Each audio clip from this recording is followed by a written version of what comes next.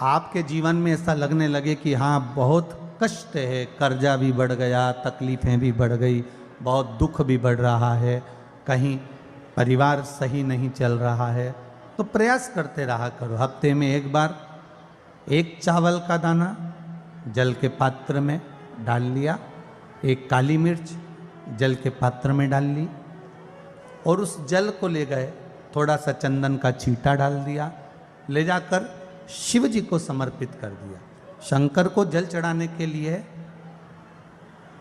5 स्थान हैं जहाँ शिव को जल चढ़ाया जाता है और शंकर उस जल को स्वीकार करते हैं, जिसको पंचगंगा कहा गया। 5 स्थान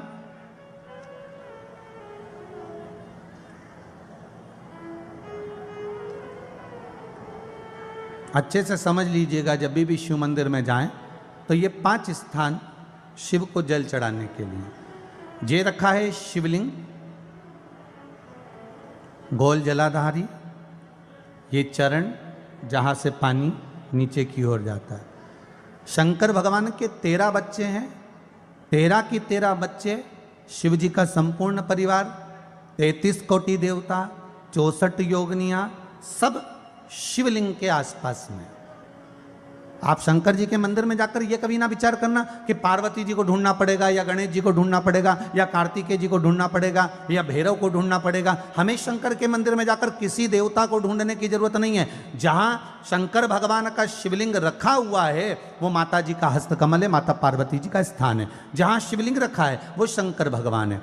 जहां जलाधारी है उस जलाधारी के पास में जहां पानी बहता है बीच में अशोक सुंदरी का स्थान है। जहां से पानी बह रहा है उसका राइट भाग वहां गणेश जी का स्थान है, लेफ्ट भाग कार्तिकेय जी का स्थान है। शंकर भगवान के ऊपर जो जल गिर रहा है वो शंकर भगवान की 5 लड़कियां, जया, विषहरा, शामली बारी, दौतली, देव, ये शंकर जी की 5 बेटियां ऊपर हैं। जहां से पानी बहकर उस निकासी से, जहां नाली बनी रहती है, पानी जहां से निकलकर बाहर मंदिर के जा रहा है वो 33 कोटि देवताओं का स्थान है। इसलिए सारे मंदिरों की परिक्रमा हो सकती है पर शंकर जी के मंदिर की परिक्रमा नहीं करते, क्योंकि वो जल जो जा रहा है वो 33 कोटि देवताओं का स्थान है, उसको हम लांघ नहीं सकते। वो स्थान जल चढ़ाते समय आप इसका स्मरण रखें।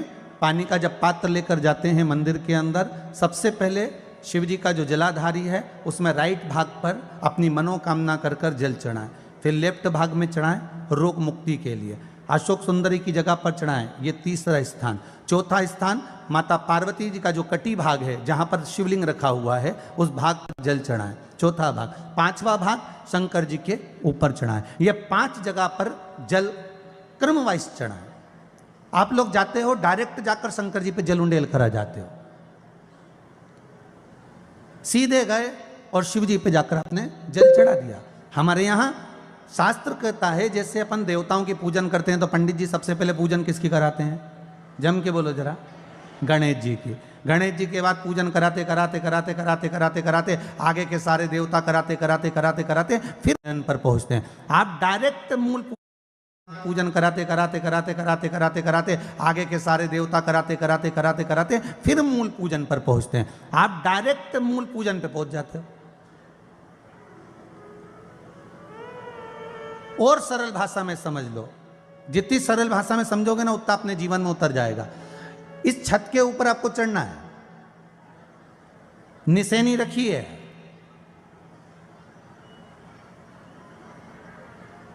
पाए लगे हुए हैं, आप कैसे चढ़ोगे?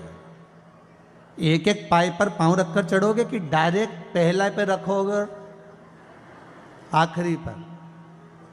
जम के बोलिए जरा, एक एक पाए पर पांव रखोगे ना कि धीरे धीरे हमको चढ़ना है। उसी तरह शिव मंदिर में पहुंचने के बाद पहला गणेश स्थान, कार्तिकेय स्थान, अशोक सुंदरी का स्थान। अशोक सुंदरी के स्थान पर जल क्यों चढ़ाया जाता है? क्योंकि भगवान शंकर की सबसे छोटी लड़की जो है वो अशोक सुंदरी है। और ये जो छोटी लड़की है अशोक सुंदरी, ये नारी को अखंड सौभाग्यता का वर प्रदान करती है। कौन सी नारी को? किस नारी को अखंड सौभाग्यता देती है? तो महाराज शास्त्र कहता है जिस नारी के भाग्य में लिखा होता है कि इसको वैधव्य होना है, इसके पति को समाप्त होना है। अगर वो नारी अशोक सुंदरी वाली जगह पर जल चढ़ा देती है तो पति पर अगर काल भी मंडरा रहा होता है तो माँ अशोक सुंदरी महाकाल से कहकर काल को टाल देती है। वो अशोक सुंदरी का स्थान, वो माता अशोक सुंदरी का स्थान।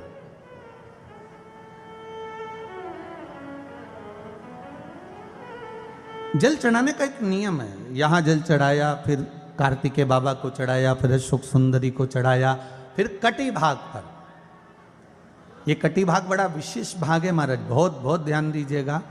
जिस पति और पत्नी में विवाद होकर अदालत तक बात पहुंच गई हो और तलाक तक की नौबत आ रही हो, महाराज उनको जोड़ने के लिए ये कटी भाग मूल होता है। कौन सा कटी भाग?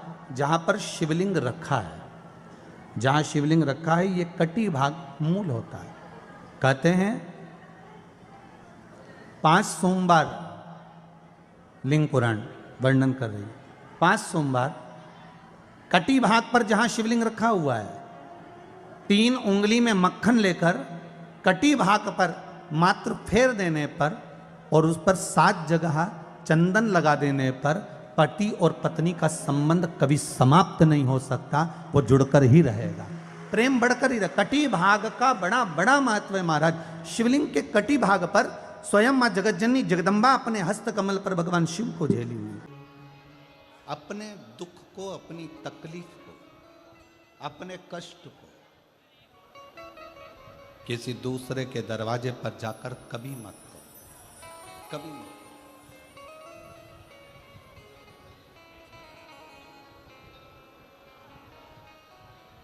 अपने दुख को, अपनी तकलीफ को शिव जी के मंदिर में जब 1 लोटा जल चढ़ाने के लिए जाओ, जब शिवालय में 1 लोटा जल लेकर जाओ, जल चढ़ाते समय पंचाक्षर षडाक्षर मंत्र का जाप, श्री शिवाय नमस्तुभ्यम का जाप करो। और जब शिवलिंग जलाधारी, ये चरण जहाँ से पानी बहकर नीचे गिरता है, वहाँ अपने हाथ को लगाकर अपने दुख को, अपनी तकलीफ को शंकर के उस अशोक सुंदरी गणेश कार्तिकेय के स्थान का स्पर्श करते हुए बाबा से जरूर कहो कि जैसे ये तुम्हारी बेटी है उसी तरह मैं तुम्हारी बेटी हूँ, जैसे तुम्हारे ये बेटे हैं वैसे मैं तुम्हारा बेटा हूँ। इनके दुख को आपने मिटाया था, मुझे भी अपनी बेटी मानकर मेरे दुख को मिटा दीजिए, मेरे दुख को समाप्त कर दीजिए। किसी से मत कहो पर शिव से कहो, शंकर से।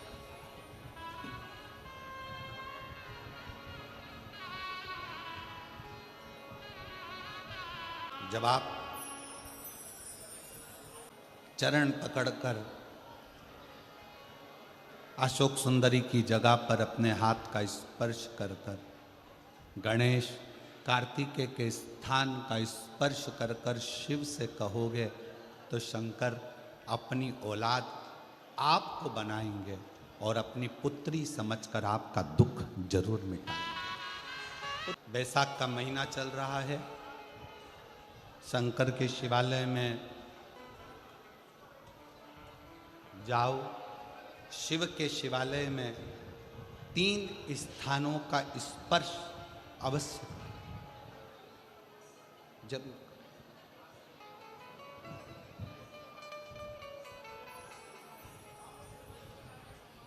किसी किसी मंदिर में शंकर जी के शिवलिंग को छूने नहीं देते, जैसे दक्षिण साइड में, साउथ में।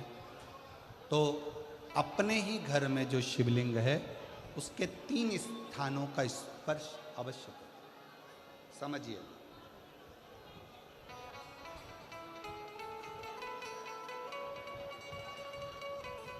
पहला, शंकर भगवान के जहाँ से जल बहता है उस स्थान, ये जलाधारी है, जल बहता है, ये शिवलिंग है। यहाँ से जो पानी नीचे की ओर जाता है उस स्थान का स्पर्श अवश्य करें। दूसरा,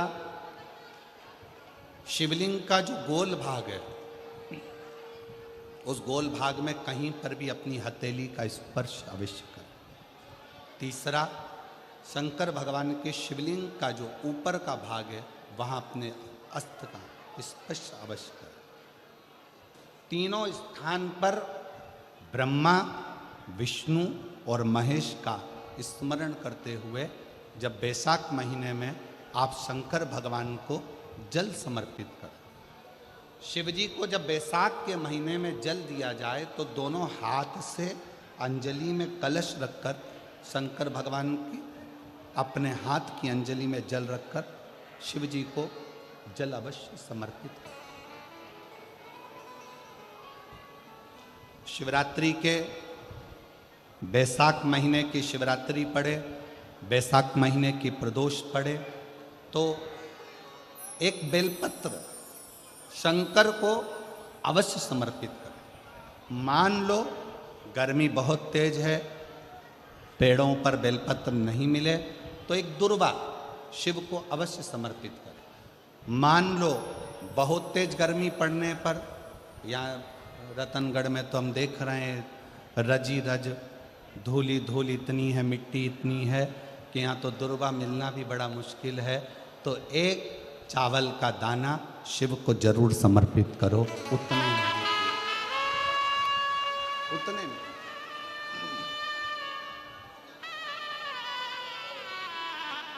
और वैशाख महीने में सबसे ज़्यादा जरूरी है, जो सबसे ज़्यादा जरूरी है वैशाख महीने में, वो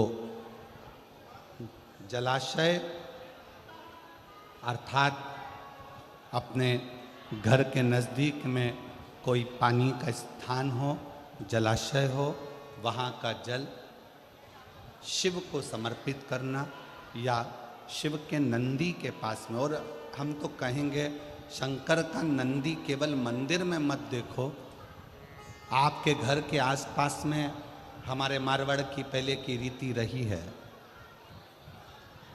राजस्थान में बहुत सालों पहले, जब लगभग 19 से 20 साल पहले हम फलोदी में आए थे, 20 साल पहले, और 20 साल पहले जब हम फलोदी में आए थे राजस्थान में, तो हमने उस फलोदी राजस्थान में देखा था कि प्रत्येक घर के बाहर पत्थर का एक छोटा सा कुंडा जैसा होता। दो चीजें हमने फलोदी राजस्थान में प्रत्येक घर के बाहर 20 साल पहले देखी थी। एक इतना बड़ा कुंडा पत्थर का जिसमें लोग भोजन रख देते हैं, और एक बड़ा सारा कुंडा जिसमें लोग पानी भर देते हैं, जिससे चिड़िया, पशु। शिव जी को तो जल समर्पित करो,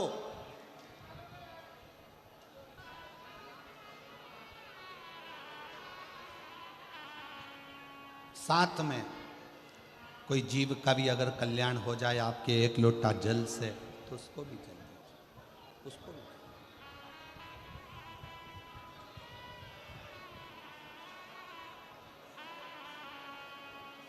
शंकर भगवान ओघड़दानी शिव, जिनका चढ़ा हुआ जल केवल मात्र स्पर्श, आचमन, दर्शन आपका और हमारा कल्याण कर देता। उत्तर प्रदेश में एक व्रती ब्राह्मण रहता था। वो व्रती ब्राह्मण साधारण नहीं था, उसका व्रत बड़ा प्रबल था। व्रत का मतलब ये नहीं होता कि आप भूखे रहो।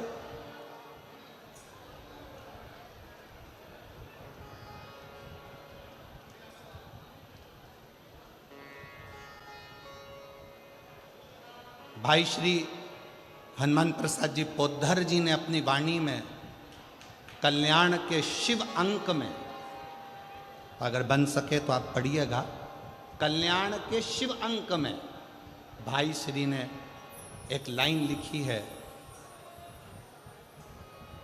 भाई श्री ने अपनी वाणी में लिखा कि भगवान को पाने के लिए अगर तुम अपने दिल से एक बार अगर मुख से कह दोगे कि हे प्रभु मैं तुम्हारा हूं और तुम मेरे हो, बस ये बात अगर दिल से कह दी तो परमात्मा भी तुम्हारा हो जाता है और तुम परमात्मा के हो जाते हो।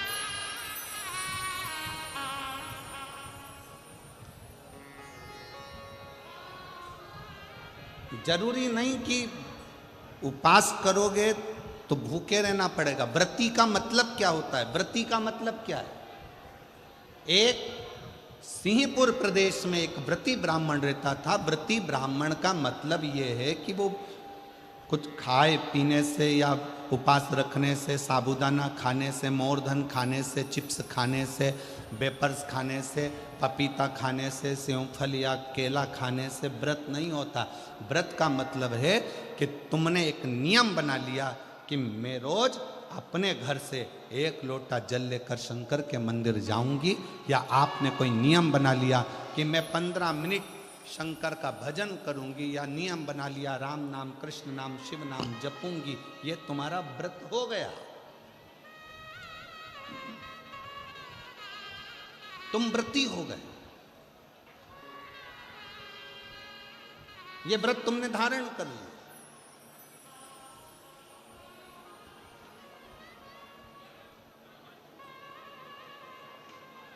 कई माताओं ने नियम बनाया, रतनगढ़ की ही रहने वाली माताएं, कई माताएं रतनगढ़ की ही रहने वाली पंडाल में रह रही है, कई माताएं रतनगढ़ की। उसने नियम लिया कि मुझे 7 दिन कथा सुनना है।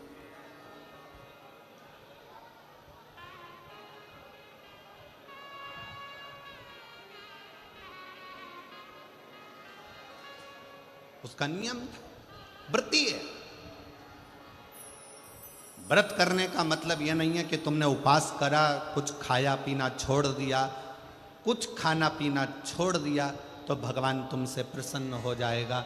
शिव महापुराण की कथा कहती है, शंकर भगवान की कथा कहती है, यहाँ शिव पुराण कहती है कि आपका एक व्रत, कुछ भी अपनी जिंदगी में एक संकल्प, एक नियम ले लो, शिव पूरा कर देगा। व्रती हो गया। एक ब्राह्मण रहता था, बड़ा व्रती था, महाव्रती।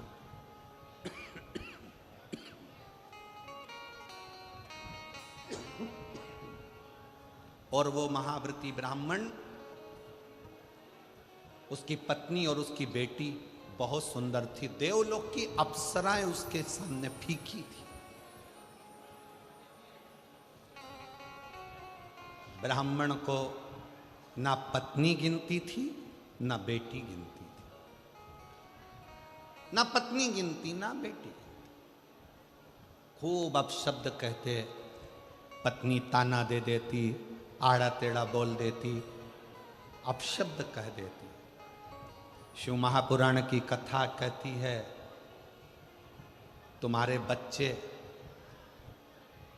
घर में जन्म ले लेना, बच्चों का जन्म आपके घर में हो गया ना, तो पति से निवेदन है, पत्नी को गाली देकर बात ना करे, और पत्नी से निवेदन है, पति को अपशब्द कहकर बात ना करे, नहीं तो आपका बुढ़ापा बिगड़ेगा जरूर। बुढ़ापा जरूर बिगड़ेगा। कारण क्या है? आप अपनी पत्नी का आदर नहीं करोगे तो बुढ़ापे में आपके बच्चे भी आपकी पत्नी का आदर नहीं करेंगे। आप अपने पति का आदर नहीं करोगे तो बुढ़ापे में आपके बच्चे आपके पति का आदर नहीं करेंगे, और तुम दोनों का बुढ़ापा धीरे धीरे धीरे धीरे बेकार हो जाएगा। बेकार। सम्मान करो। अपने बच्चों के सामने कभी मत कहो कि तेरी माँ में अक्ल नहीं है। भले वो पढ़े लिखी नहीं है, भले उसने बीए एमबीए नहीं करा, भले उसने सीए नहीं बनी, भले वो डॉक्टर नहीं, इंजीनियर नहीं, पर अपने बच्चों के सामने ये बात रखो, तेरी माँ के बराबर कोई विद्वान नहीं है, तुझे विद्वान वो बना कर रखेगी, ये निश्चित है।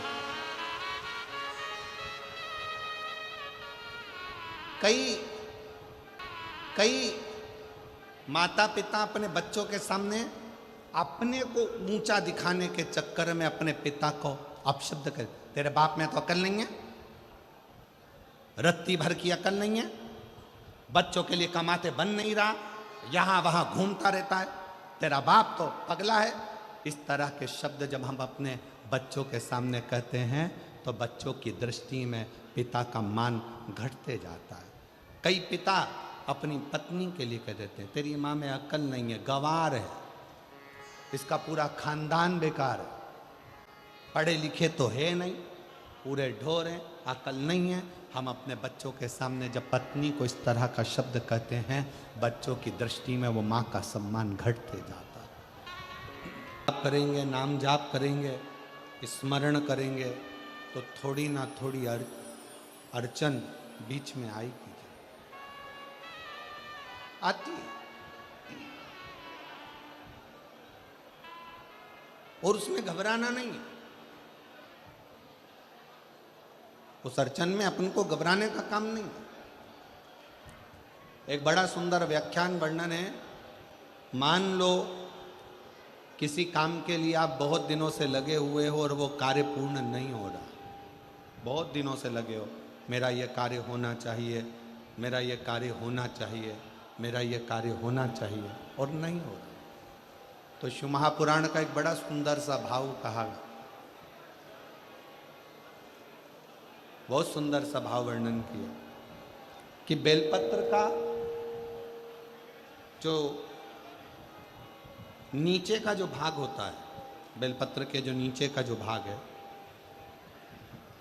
इस नीचे के भाग में थोड़ा सा गाय का घृत, देसी गाय का थोड़ा सा घी घृत इस नीचे के भाग में लगा लेना चाहिए। ये उनके लिए भी है जो बहुत दिनों से कोई कार्य करना चाह रहे हैं पर हो नहीं रहा, बहुत दिनों से लगे हुए हैं, आज होगा, कल होगा, परसों होगा, कोई फाइल अदालत में अटकी हुई है, कोई प्रशासनिक कार्य अटका हुआ है, कोई कार्य अटक रहा है, उसके लिए बहुत जरूरी। नीचे की जो डंडी है उसमें घृत लगा लो, घी गाय का, और इस दो पत्ती और बीच की पत्ती के बीच का जो डंडी का भाग है, बीच की जो डंडी का भाग है, इसमें लाल चंदन लगा लीजिए, बीच के भाग में लाल चंदन। और किसी भी प्रदोष के दिन प्रातः से लेकर शाम तक के बीच में, प्रदोष काल के मध्य तक के बीच में कभी भी इस बेलपत्र को शंकर भगवान को, ये जो डंडी का मुख है, ये डंडी का मुख जलाधारी की ओर हो और इस बेलपत्र को शिव जी पर समर्पित कर दो। एक लोटा जल जो आप लेकर गए हो उसको 3 बार इसी बेलपत्र को चढ़ाने के बाद जो जल लेकर गए हो वो 3 बार अपनी कामना कर कर इस बेलपत्र पर समर्पित कर दो। इसी बेलपत्र को वापिस लेकर आ जाइए और अपने कोई भी स्थान पर, पूजन वाला आदि कोई भी स्थान हो, वहाँ उसको रखिए। 3 महीना तो जाने दो, अगर बाबा ने चाहा तो 15 दिन भी नहीं लगने देगा और कार्य की सफलता जरूर, कार्य की सफलता जरूर। शिव उपासना, पार्वती जी के जीवन में, माता पार्वती जी के जीवन के अंतर्गत कितनी कितनी अड़चन है, कितनी बार अगर मौका मिले तो शिव महापुराण की कथा के पंडाल में बैठकर जब आरती हो, कर्पूर गौरम पूर्ण हो जाए, जब यहाँ से जाओ, उस भूमि को नमन कर कर उसकी रज को अपने गर्भ पर, अपने हृदय से लगाकर विनती कर कर तो देखो, 25 साल क्या, हमने तो अपने व्यासपीठ पर देखा है 40-40 साल बाद भी बाबा ने संतान दी है। तो ये तो 25 वर्ष के बाद औलाद हुई, उससे रिश्ता जोड़े। रिश्ता तेरा मेरा सबसे प्यारा, रिश्ता तेरा